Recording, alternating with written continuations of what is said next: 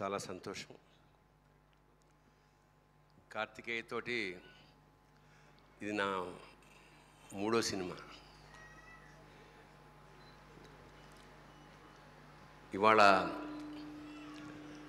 హనుమంతుడు, శ్రీరాముడు ప్రపంచం, దేశం అంతా ప్రభంజనాలు సృష్టిస్తున్నాడు.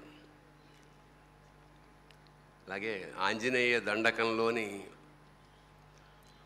ఒక లైన్ దీనికి భజే వాయువేగం అని పెట్టారు. అదొక పాజిటివ్ ఎనర్జీ.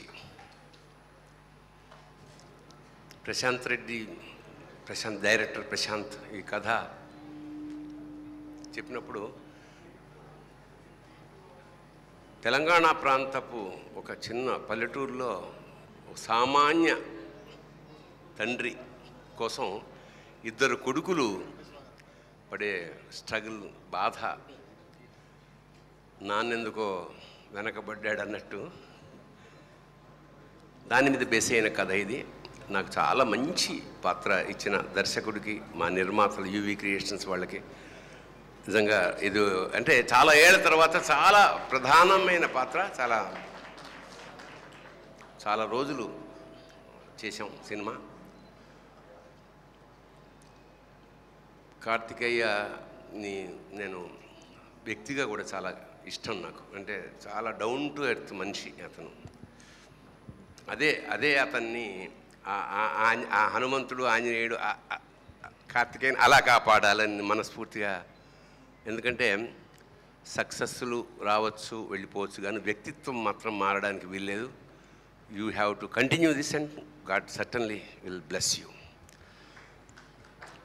అలాగే యూవీ క్రియేషన్ కూడా చాలా చరిత్ర ఉన్న సంస్థ, చాలా పెద్ద సంస్థ.